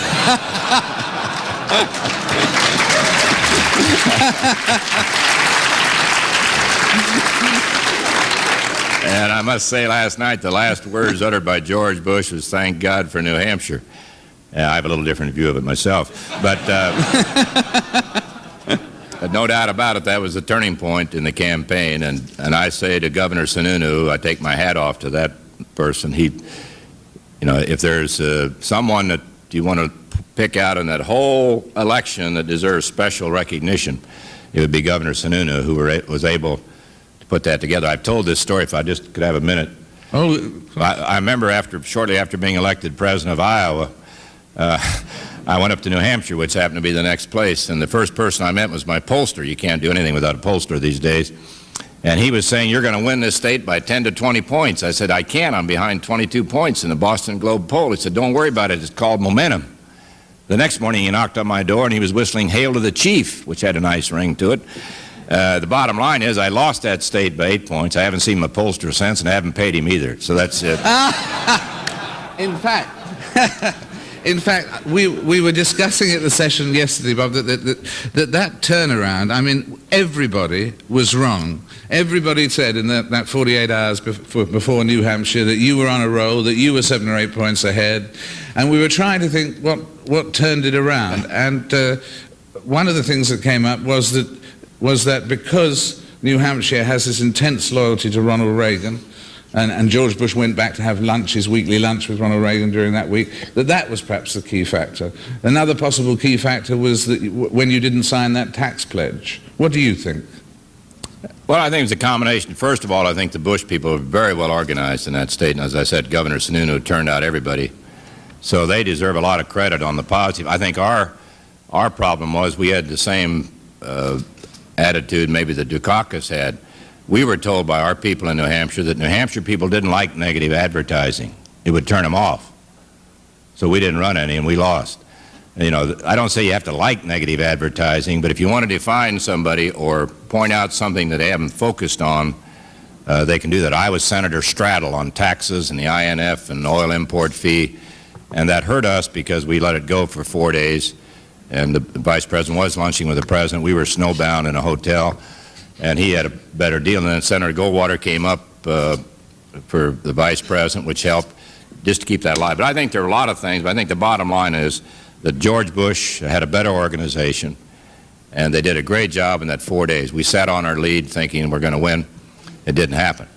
But that I think to a large extent, I could see that repeated in a longer way in the Dukakis campaign, because there were weeks went by when even Republicans were saying, when will Dukakis move? And the lead kept dwindling away. But that's history now. The important thing now is to make George Bush, help him be a great president. That's why I'm a little disappointed we didn't pick up. We thought we might get as high as 48 Republicans in the Senate. As it ended up, we may have 44 or 45. If you had to, what's your, in terms of a great presidency for George Bush, what do you think he will be tested by history on? I mean, what is the first and most important priority that people will write about the Bush presidency as a great presidency? I think the kinder and gentler nation that you talked about in the convention has to be There has to be a healing process. This has been a rough and tumble campaign. And if George Bush is able, and I think he can, able to bring people together. He's had a call from Jesse Jackson. I mean, it's already started. I mean, once the election is over, you can be negative in campaigning, but you can't be negative when it comes to governing. And I believe there's going to be a period of time when Republicans and Democrats alike and all the independents out there and all the non-voters understand that George Bush is the President-elect, and that if he has a reasonable request and a good agenda, he's going to succeed. And in the meantime, he'll be doing, if I know George Bush, everything he can to get people to forget about the election, to think ahead, to focus on what comes in January. Yes, I thought that quote I was mentioning earlier this morning, the one about campaigns are divisive, elections are a decision, but then governing is to do with unity and so on, was an important step. But you're basically saying that of the two major pledges, that for the greatness of the Bush presidency, delivering on a kinder, gentler nation is more important than delivering on no more taxes. Well, I think they're both important, but I do believe that there are a lot of people in this country, they're not here this morning, they'll never be in a room like this, sort of the down and out and the left out. And I think other people in America expect the President, more than anybody else, to reach out to those people. It doesn't cost money. A lot of things you can do that don't cost anything. I'm not talking about raising you have to understand that there are people out there who, for a lot of reasons, are hurting. Whether it's drugs, or whether it's disability, or whether it's age, or whether it's race, creed, or color. And only the President can sort of set that tone. And that's how I think, where I believe George Bush will be very sensitive. On you get back to the economic issues, obviously taxes is the one thing that I've been kidding people in media. I said, maybe we ought to have a media tax. You're always asking me about taxes. Would it make you happier if we had a special tax for the media? You know, so just all the media could pay the tax. Yeah. But they haven't signed off. Appalling people, these media people. We were saying it early on. I don't. Terrible folks. Dreadful folks. Yeah, dreadful. Yeah. Dreadful folks. I think you can't live without them. You can't live with them, but you can't live without them. So how are you going to help George Bush? I mean, as you say, in a minority. How do you plan to help? Well, we'll have 44 or 45 votes, which isn't a bad base to build on, and I think in most cases we'll be able to bring nearly all those people together. So it means reaching over for 4 or 5 or 6 of the other side, and again, I think early on that's going to be fairly easy to do. There was some Congress bashing in this race, but again, George Bush has an advantage. He served in Congress. He knows all the players. He's played paddleball with a lot of them. So he knows them, intimately. They're good friends. And I find George Bush to be a decent person in all ways, and he's going to make certain that if there's any ruffled feathers around, he'll take care of it. That doesn't mean we're not going to have a tough time. But I think initially we're all going to be friends. And then maybe down the road, if we get in a big hassle over the deficit or over savings and loans or over whatever it may be, foreign policy, we'll have our differences. But we're already working today to elect more senators on the Republican side in 1990. I mean, the election ended, but another one started. So in this country, you just go from one to the other. And many of you will be getting my letter tomorrow saying, please send money for 1990. We don't give up in this business. But no, exactly. And in fact, in terms of fulfilling those commitments and so on, I, at the end of the final Next President, quoted that New York Times editorial the Sunday before the election, which said that these are both men of decent instincts who are both better qualified and will be better presidents than they've been projected in much of this campaign. And I felt that very strongly now, and as it turns out, it's George Bush who, well, I believe, will prove the truth of that statement, don't you? I think so. Right after we say the pledge every morning, we'll sit down and go to work. But maybe, I don't think it'd be mandatory. But yes, I think so. I mean, I think a lot of these issues that were, I think people did tire of a little in the campaign, whether it was furloughs or whether it was Pledge of Allegiance or whatever it might have been. That's behind us now, and I think those issues did tend to reinforce the concern American people have about crime. They tend to reinforce a lot of patriotism in this country, so it did serve George Bush well. But that has passed, and his job is much greater now. And he's not only the leader of this country, but he becomes one of two leaders in the world who could make a difference in our lives, our children's lives, for better or for worse.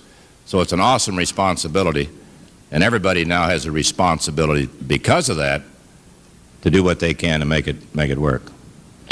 It is amazing on one or two of the issues, like the environment, that one photo opportunity in Boston Harbor managed to obliterate the somewhat spotty record of the administration on that subject for 8 years. Right, well, it's the one place you can walk on water. But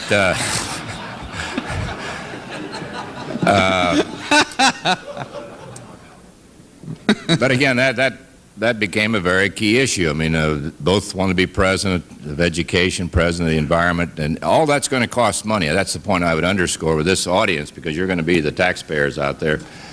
And when you start working on some of these programs, and we have a lot of good environmental programs that cost money. When you start working on education, savings bond program is not going to be enough if you're talking about education for a lot of people, grants and loans. So, but those issues, more for the disabled too, obviously, is one of your... Well, I think, again, we've lost Lowell Weicker, whatever someone may think about his general philosophy, probably did more in the Congress of the United States for disabled people in this country, children, adults, whatever, that may not have been recognized even in his own state than anybody I've served with. He and former Senator Jennings Randolph, a Democrat, were sort of the champions in that area. But here again, we're not, everything that we do doesn't have to cost a bundle of money. And some things, I think, can be done. We have to work with the private sector. That's the difference. As the Vice President said this morning to the liberals out there, if you have good ideas, we want to know, but don't ask me to change because I've won the election in going in a different direction. But we need to watch very carefully. For example, Senator Kennedy has a lot of mandated programs in mind. And if you're a businessman or a businesswoman and you've got trying to create jobs, and somebody says you got to mandate health care and you got to mandate parental leave and you got to mandate this, that's like a tax on your business. And even though the goal may be worthy, some may have to close their doors. I mean, there's such a thing as not being able to do all these great things that somebody thinks government should force on you. So all those are going to be around, and I would guess that you'll find the Vice President, the President-elect, disagreeing with Senator Kennedy in those areas. Well, I always enjoy our interviews, and to have these insights from you on this historic moment is particularly special. Do you have a moment to take a couple more questions? Bless you. Yes. I'm going to ask that same question. We asked Senator Sam this morning talking about all the studies that have been done in reducing the cost of government. All the studies that have been done reducing the cost of government, yes. And exquisitely, prior to that, took us through the budget process and why it couldn't be reduced. And then his answer to it was that it was fallacious thinking that it would only reduce things by $50 billion. And you mentioned something here before that it would only take $50 billion reduction to get us into where we should be. And I know I'm confused all the time about this. I'm sure my international colleagues here would be equally confused if on the one hand we can't save $50 billion, on the other we say we only need to save $50 billion. What are we going to do about reducing the cost of government, as these studies indicated we can? What are we going to do, as you probably heard, about reducing the cost of government, Bob? Well, I don't want to go through that tedious process, the budget, because many people would never wake up again. But let me just, you know, under this so-called Gramm-Rudman-Hollings bipartisan agreement that we worked out a couple of years ago, we are bringing the deficit down. And to meet the terms of that law, we only need to reduce spending $50 billion, which is a very substantial amount of money, which means you're going to reduce the cost of government. Now, my view is you can start with agriculture. I'm from a farm state, but you can start right down the list, and you can go to any government program and find ways to save money. You can go to Congress, you can go to the White House, you can go to all these consultants who get paid, overpaid, overstuffed, whatever, and just start down the line. Travel, you know, with all these new techniques, maybe you can stop all this government travel. Maybe they can do it by some video hookup, rather than everybody travel to Florida in the wintertime for conferences and somebody else somewhere else in the summertime. So there are a lot of ways you can save money, and it's real money. You can also say to students who borrow money from the government, you're going to pay it back. It cost us about $1.5 billion last year, and we're not going to collect from students. And it seems to me that we've got to understand that the government doesn't have the money. And if those of us who are going to be beneficiaries from government programs aren't willing to, or we're asked to pay it back, then we've got a problem. But I know I advocated a one-year freeze when I was running.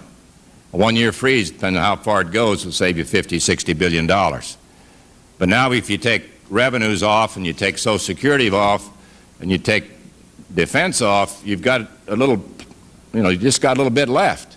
And you can't get $50 billion out of that. So my view is you have to take a look at entitlement programs as well as everything else.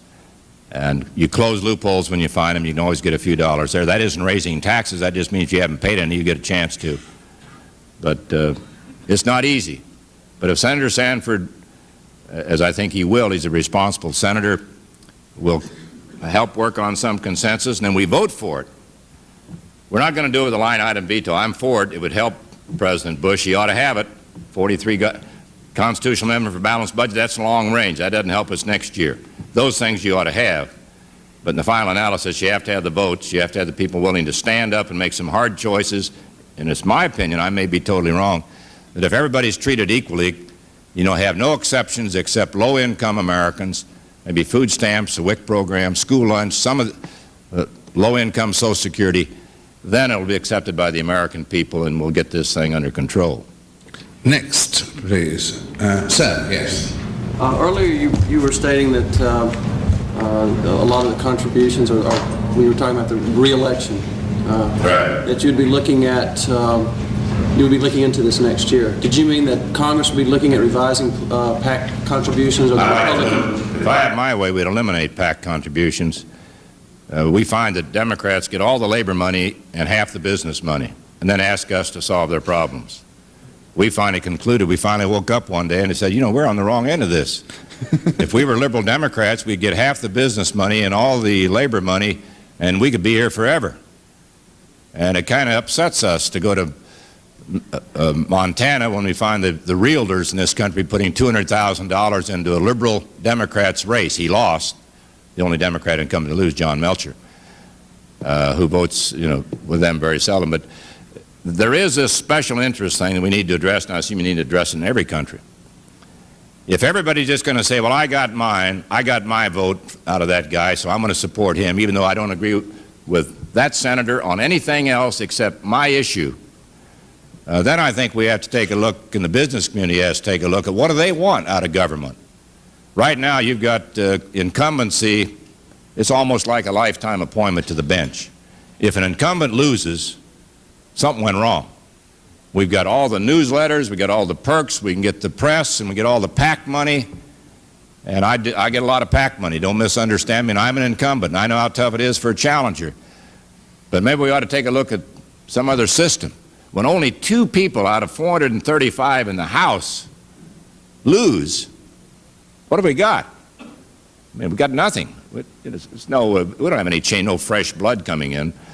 It's almost a better chance to defeat an incumbent senator than an incumbent House member. So PACs, in my view, ought to be looked at. We ought to reduce the amount that PACs can give or eliminate PACs altogether, increase the amount that individuals can get it back to the people instead of the lobbyists who sit around Washington and decide who to give their money to. And it's always incumbents. It's rarely challengers. When there's an open seat, you might get a little money. And I think we've got a crisis on our hands. And I'm not for public financing. I don't want to turn it over to the government. But we have to look at that. And I think we're going to see Democrats and Republicans. It may not take effect in '90, but in 1992 there'll be a big change in campaign financing. Would you make any other changes? There's been so much criticism of the process this year. I'm not talking now about the negative campaign, but going right back to the beginning of the primaries. Apart from obviously the fact that you would eliminate New Hampshire, apart from that, what changes would you make to the process by which we select our presidents? I don't know. There's going to be a lot of thought. Super Tuesday was, let's face it, it was an idea of Democrats who wanted a Democrat from the South on the ticket or leading the ticket. Every legislature in the South is controlled by Democrats. It rolled through all those legislative bodies, and so we had Super Tuesday. The big beneficiary of Super Tuesday was not somebody from the South, it was George Bush. And so I think the Democrats are going to go back and take a look. And we have some very bright Democrats, and Sam Nunn and Chuck Robb coming in from Virginia, and Bob Kerrey from Nebraska, and Bill Bradley. So they're all going to be taking a look at how they can change the system in '92. We've had talk about regional primaries. But my view is if you have 5 regions, you're going to have 5 candidates. I'll take the Midwest, somebody else can take something else, and we end up with 5 candidates. If we could go one state at a time, I think it would be better serve the people, but that would probably extend the campaign. But the one thing we have to be wary of, if you try to shorten the period too much, as they do in Great Britain, in our country where some outstanding Republican or Democrat is not well known, that person will never have a chance. So if you have, say we're going to have a 6-week election period, that sounds great. Everybody would like it, except some well-qualified man or woman, Democrat or Republican, who never had a chance because his name ID never got over 15%, and maybe a vice president or somebody else he was running against was known by 90% of the American people. That person would always win, in my view. Listen, we mentioned last year's campaign was only 4 weeks in England, and by the 4th week, people were complaining it was too long. Yeah, well, but would you? I mean, but the point is there a way of shortening the primary campaign? I mean, if you're going to run for president again in 1996, you're going to have to start in 1992. Right. Jesse Jackson's indicated he would start soon, but he said thought people were a little tired of it, so he thought he'd wait a while. He's going to wait till this afternoon. He's coming this afternoon. Is he going to be here? Yeah. Well, he can announce his schedule, but there'll be a lot. There'll be a lot of Democrats, obviously, and not as many Republicans. And Republicans, I think, will be looking at not 92 but 96. I've told my friends to keep your dole buttons because I think Elizabeth is looking at 96.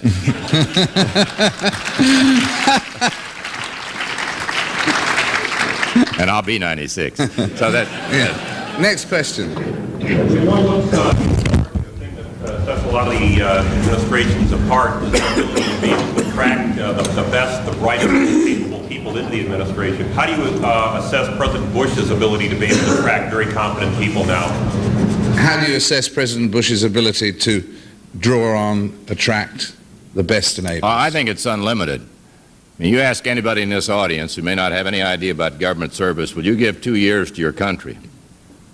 In some area where you're an expert, you're going to do it for the president, for your country. And in my view, George Bush is right when he says we ought to have, it's no criticism of any of the Reagan people who are still around, but with a new administration, there's an opportunity to bring in fresh people, new ideas, different parts of the country, maybe whatever. And I happen to believe that George Bush means it when he says he's going to find the best and the brightest people, men and women.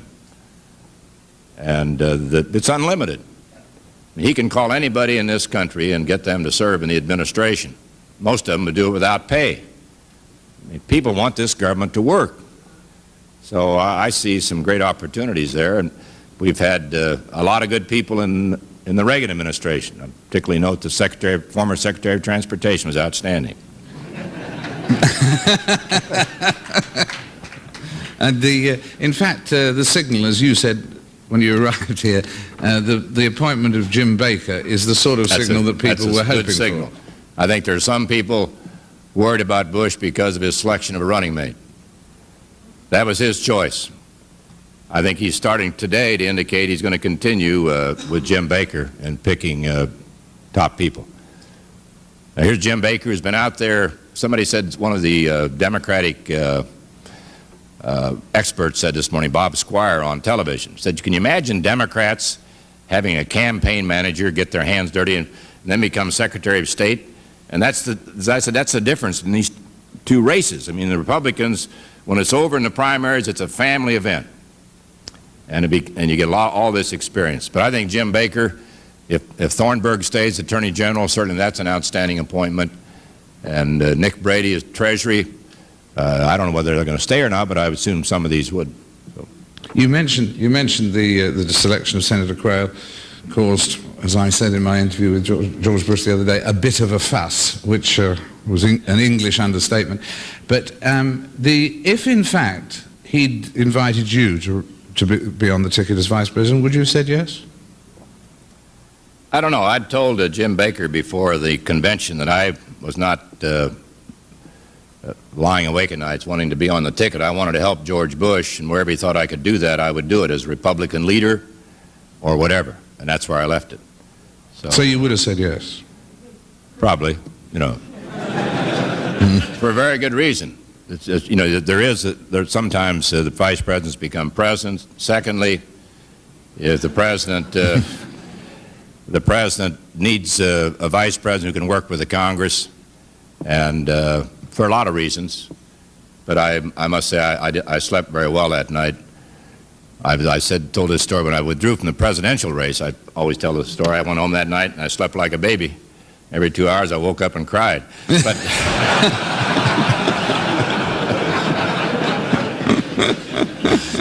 but that wasn't that. I slept well the night of the select. And Dan Not Quayle, like a baby, like a grown-up. I slept like a man. Yeah. Got up now and then. The next question, yes. Senator, when Governor this political question, back to the election. Well, somebody else is political too, actually. Governor Dukakis selected Lloyd Bentsen for his running mate. People thought that was a brilliant move and that he would absolutely bring the state of Texas into the Democratic fold. What happened? Well, the question was, everybody said it was a brilliant selection, Lloyd Bentsen, and that it would bring Texas into the Democratic fold. Why not? Well, I think the people of Texas learned a long time ago that if you can have a choice between a president and a vice president, they're going to take the president. That's what happened. And then they also get a bonus by getting to vote for Lloyd Bentsen for senator, who turns out going to be chairman of the Finance Committee. And so I believe, and I must say at the time, I thought it was a pretty clever idea. I thought it would force Bush to stay in Texas, to defend that terrain. And had the other strategy worked, had they not dropped that 17-point lead, it probably was a good idea. But once it started to go downhill and deteriorate, then it made less and less sense. But of course, hindsight's always perfect. Somebody saying, no, they should have picked John Glenn, and they would have had Ohio and Illinois and some of the other states. Who knows? I have a feeling that people still vote for the top of the ticket. But in Texas, they had a no-lose for the voters. No-lose. They could get George Bush and Lloyd Bentsen. One would be the President of the United States, and one would be almost the most powerful member of the United States Senate. And that's pretty good, you know, for one day's work. It's not bad. Next, please. Yes, yes. The question was already touched upon a little bit. You know, for people who come from very far away, the thought that because of a very unfortunate accident, Mr. Quayle would become president is somewhat disconcerting. What was the last part?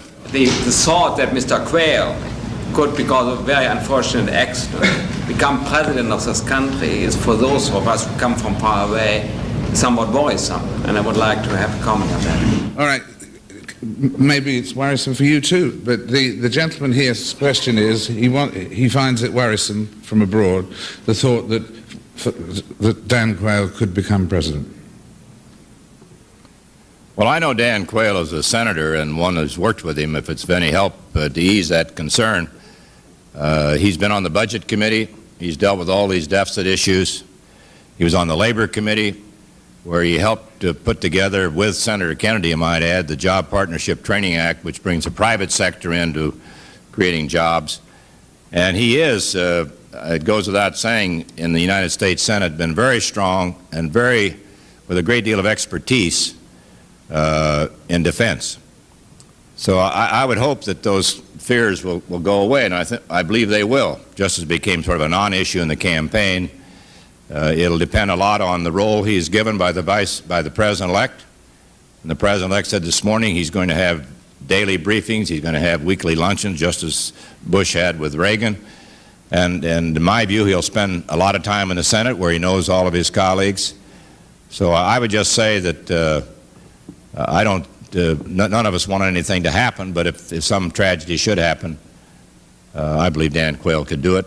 He'd need a lot of help, just like we all would. But yeah, because in those first few days after the appointment, I mean, in your statements, you shared some of the misgivings, didn't you? That's right. I mean, as George Bush said on your program the other night, when you talk about ableist, there are probably abler people out there. But, and that was the point I made. If you talk about, is he the best qualified? Well, you can always find somebody better qualified than anybody in this room in whatever you're doing. So that's the point we made. It wasn't the point to denigrate Dan Quayle or his efforts. And of course, he's still a senator.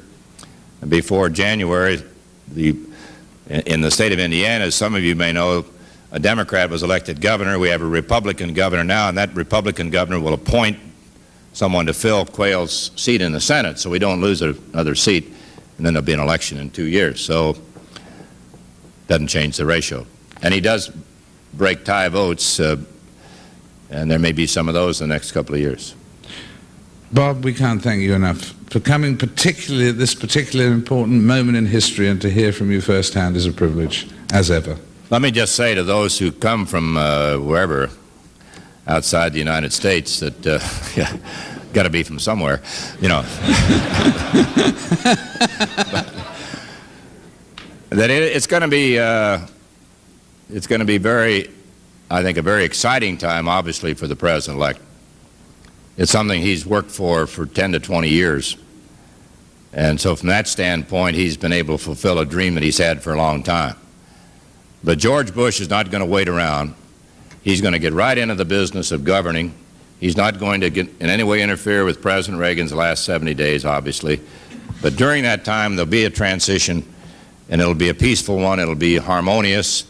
And he'll be looking at policies that affect not just domestic policy, but foreign policy. Maybe it's going to be trade. Maybe it's something else. Maybe it's sitting down with Gorbachev. Whatever it is, in my view, the experience made the difference in this election. I think when you finally asked that voter, everything else being equal, why would you vote for George Bush? And it was his experience at the UN, experience as representative to China, experience standing next to the President. And I believe that puts him in a good position. I know it puts him in a strong position with the Congress, and he knows most of the foreign leaders. He's met with many of them over the years. He's traveled all around the world. So he's not going to be a stranger in the world community or in this community we have around here called the Congress and the capital city. That's a big, big asset. Ronald Reagan didn't have that when he came here in 80. He had other strong assets. So Bush has his assets, and the one thing he doesn't have is a Republican Senate. But again, if we have 44 or 45 or 46, depending on how it comes out, we'll be able to put together a group in the House and Senate who will support George Bush when we believe he's right, and who probably will have a confrontation when we think he's wrong. But in the final analysis, the bottom line is he's a good leader for America, and I believe he's going to understand problems that you may have on your mind if you're from other countries. Thank you very much. Bob Dole, thank you.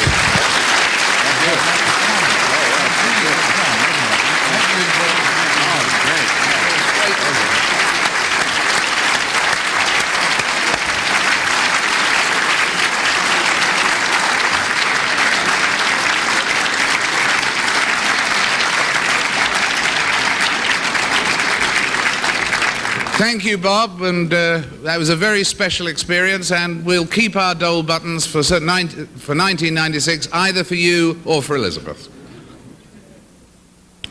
Well, a very special experience, and we round off our morning by welcoming someone else who's very special.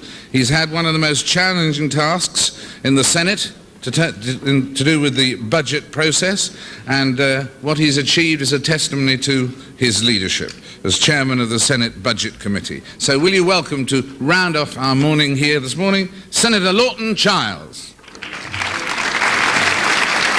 Hi. Good to see you. That's right. Yeah.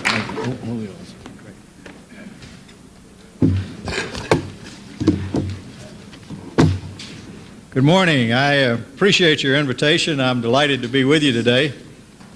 During my tenure as chairman of the Senate Budget Committee, I learned something that applies the same way to politics as it does to the federal deficit. That's that you never ask for a recount, the numbers only get worse. So I certainly congratulate President-elect Bush today. And we have a lot of winners and losers. The race for my Senate seat is now Buddy McKay from Democrat, member of the Congress, is leading by 4,000 votes out of 3 million, and they're beginning to count over 100,000 absentee ballots now, so it's another one of those races that kind of hanging in the balance that we've seen an awful lot of them tonight, last night. Actually, when you look back on the whole campaign, I think it perhaps has a lot in common with the deficit. It never seemed to go away. People got tired of hearing about it, and nobody seemed to be entirely happy with the choices they had. But the similarities ended right there, because we have finished the presidential campaign, and the deficit is still with us. Whether we're happy with the choices that the deficit requires, they have to be made, and I think they have to be made soon.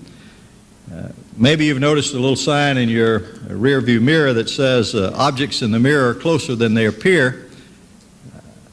I think the objects in the American mirror are foreign competition and a long line of domestic needs, from education and the war on drugs to the homeless to the need to get the most out of our technology.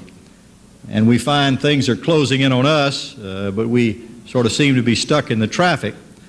In some cases, we're not just looking over our shoulder anymore, we're beginning to breathe some dust of the people that are passing us by. So here we are, an economic powerhouse, and we aren't using that power to full advantage because we're dragging this huge trailer of debt. I think the key question then facing the President-elect Bush now is how to lighten the load without taking his eye off of the road ahead, and that's basically, I think, what he's going to have to work towards. The new president's really going to be up against it. The deficit is a slippery issue to begin with, and the more you talk about it and try to use charts and numbers, pretty soon all of them sound the same, and it's very hard to hold the public's attention. Once you move beyond the basic notion that deficits aren't doing us any good, and you start getting into the specifics, it becomes a political minefield. And perhaps that helps to explain why the deficit was so often, inoften referred to or discussed during the presidential campaign. But it is interesting, notice yesterday in the exit polls that it was the issue that was on about 60% of the voters' minds when they were asked what was the most important issue that they thought would be facing the country. The voter turnout was not as high as it was in '84, and regardless of what the reasons for that were, whether it's skepticism or indifference or whatever, the public hasn't shown mass enthusiasm for tackling the big economic problems. Against that background, the President-elect has to be a master of persuasion in education, and his number one job is to frame the deficit as a key issue standing between the public and the kind of future that it wants for the country. President-elect Bush has the further difficult problem, of course, of what he has said about taxes, and perhaps he reiterated that a while this morning in his press conference. I'm reminded of Herman Talmadge, former senator from Georgia, who said a key thing for a politician to remember is never try to solve a problem the folks don't know they got. And that, I think, is perhaps one of the things that President-elect Bush will have to realize, will have to work on, is to communicate that we have this problem and that we have to do something about it. His time is limited. Before he even delivers his inaugural address, he needs to start lining up bipartisan commitments and support from groups throughout the economic spectrum for action on the deficit. And certainly he's going to have to lead. He has to be the one that puts together a coalition committed to a specific comprehensive plan over some specified time frame, and then he's got to try to hold those people to their promises so that when the bell rings for the first round, everybody will understand it's the deficit and not each other that's the common opponent. How big is the problem? Well, everybody knows that the deficit adds up to trouble, but how much trouble? If you look at it this way, the national debt is the sum of our annual deficits. Total debt right now is pushing $3 trillion. With a debt that large, it means that we're paying $150 billion a year in debt service alone.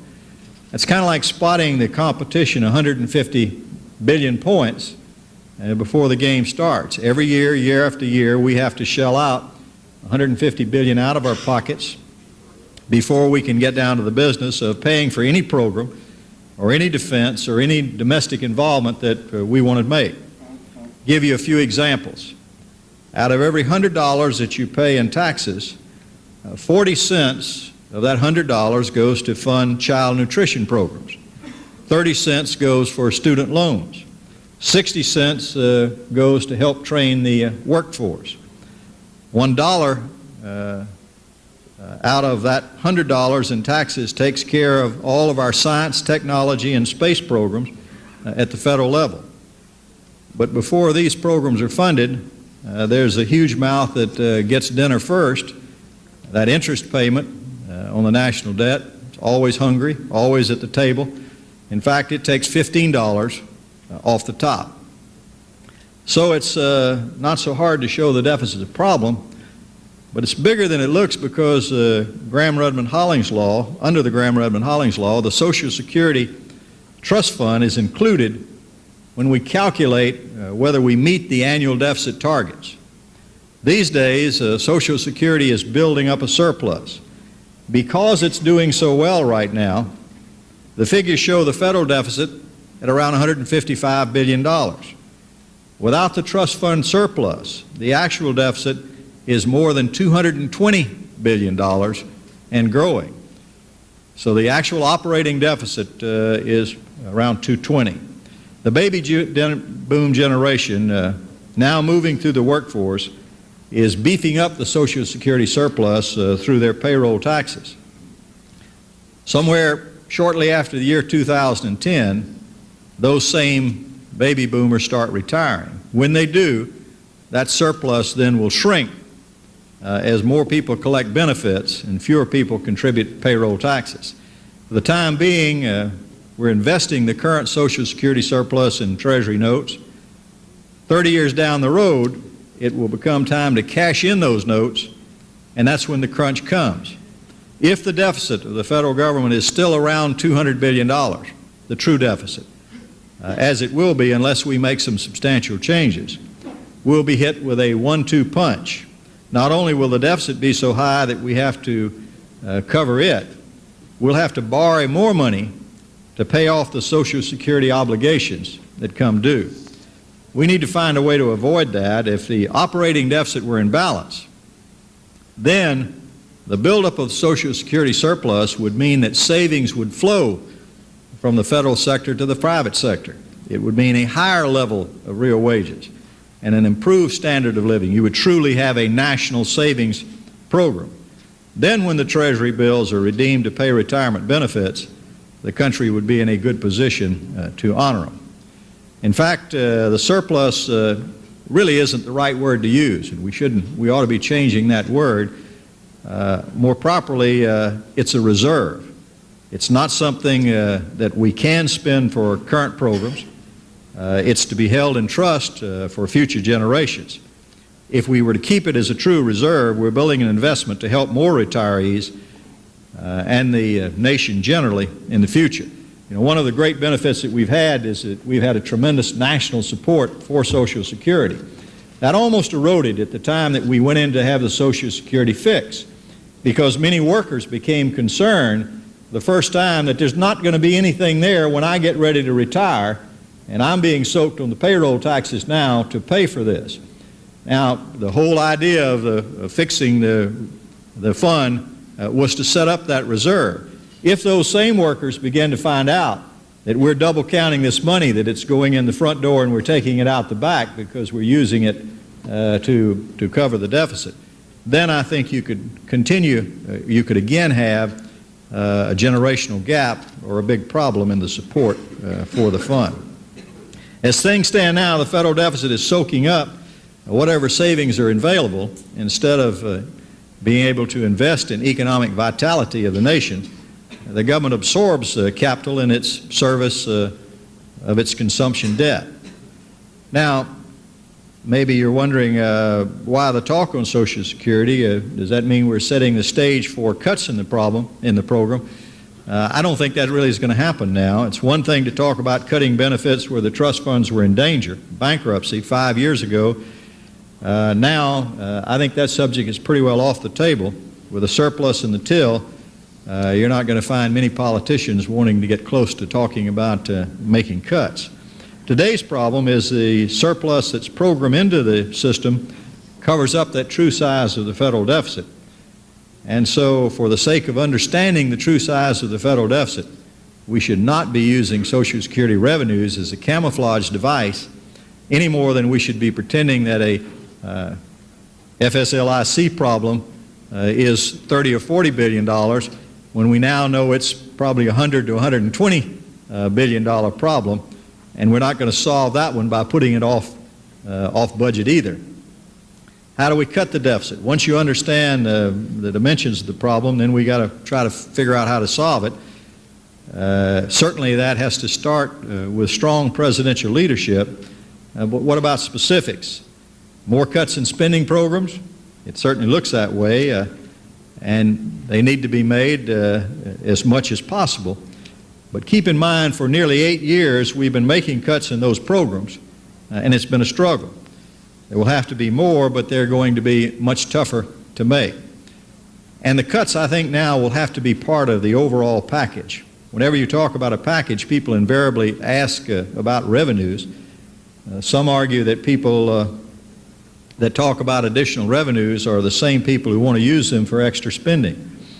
Believe it or not, even people that aren't in politics get nervous whenever taxes are mentioned. But I think more business people have told me that they know the deficit problem now is not going to be solved. When we're spending 24 to 24.5% of GNP and we're taxing ourselves at about 19.8% of GNP, you don't make up the difference any other way than trying to make those curves come together. And no one has come up with a plan yet that cuts spending down to the 19.8. No one will put a plan on the table to do that. So at some stage, that means you've got to mix some revenue in there as well. It was about a year ago that we had to deal with the same problem during the economic summit. We had members of Congress and representatives of the White House sit down and go at it for days in an effort to try to hammer down the deficit down. Black Monday had turned Wall Street on its head, and it took the market crash to finally get Washington's attention. If you recall, we reached a point where there was serious talk about letting a provision of the Grandmother-Hollings Law kick in that would have required automatic spending cuts to reach the deficit targets for that year. Had that happened, we would have certainly wrecked any chances for continued deficit reduction. So we sat down to make some decisions. What we ultimately decided on was a 2-year, $76 billion deficit reduction package. We set overall spending levels, pledged that they couldn't be exceeded, and put them into law. They were locked in and ironclad, and that meant that the revenues included in the package, and there were a modicum of revenues that were included, could not be used for additional spending. I think that's the same kind of challenge that's facing us today. We need to lock in spending levels on a multi-year schedule so that any revenues that might be part of a new package would have to be aimed at deficit reduction. I think with the President-elect finding himself where he is, his pledge that he's made and others, but he's also said now this morning that he wants to work with the Congress. And he faces the fact that he has a Congress controlled by the Democrats, He's not going to just be able to send up any spending bills and just get them automatically acted on if there isn't some balance to the program. It seems to me that if he would start talking about calling another economic summit and put everything on the table and require that before he moved, and he's signaled Baker's going to be his Secretary of State this morning, and that he's going to be also a chief advisor, and I know he's the toughest negotiator in the world, Jim Baker is, to make all the spending cuts made first, and then require they be locked in by law before any revenues could be put into the quotient, and come up with a multi-year plan. It's interesting, the 100th Congress is getting very high marks as one of the most productive Congresses we've had in a long time. It is, in my memory, of the 18 years that I served. And I think the reason that happened more than anything else is because when we locked in the numbers, and you couldn't cheat between defense and domestic programs, you quit fighting about whether there was or was not going to be any more revenue, or you could or could not spend any more money, then you got about the job of setting the priorities between the numbers that you had, and you also knew what you could do in other areas like catastrophic health insurance, welfare reform, some of these other trade bills, the other areas that we could go off and work on. I would hope that the new president would take a look at that because I think it gives him the ability to hold out the sort of the olive branch to the Democrats, but at the same time to hold their feet to the fire to see that his priorities are going to be met. Everybody knows that we need a strong national defense. Everybody knows that we're not winning the war on drugs. Everybody knows that we need decent houses at an affordable price and education for our children. Those are on everybody's list, along with wanting a good job. And we've been hearing about the economy producing jobs. But in order to do that, we've got to fix this drag that we've got that's been plaguing us.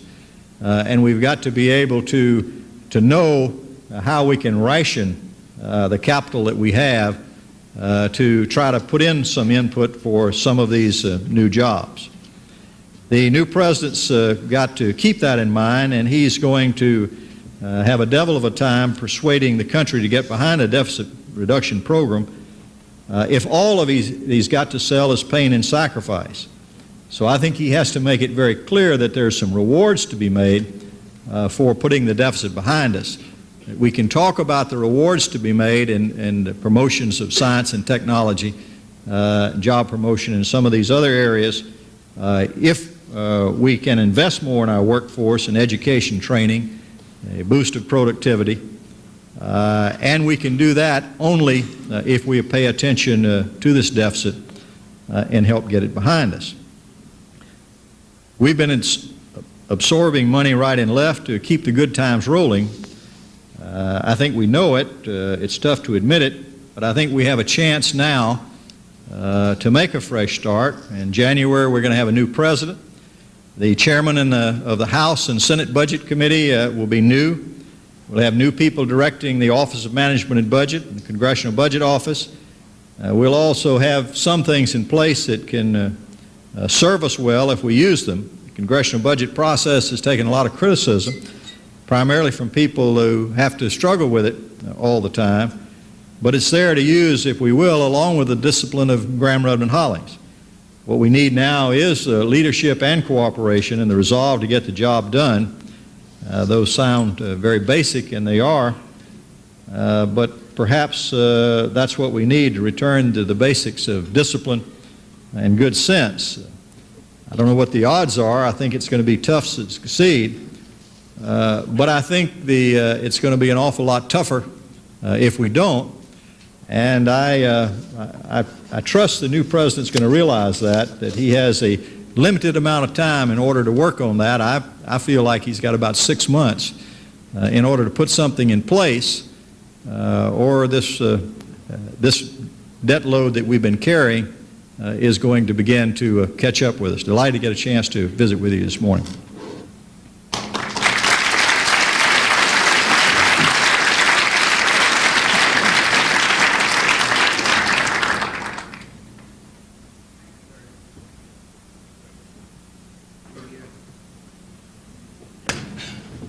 I think I'd like to say a particular thank you, actually, to you, Lawton, because you've made the special trip from Florida this morning, right?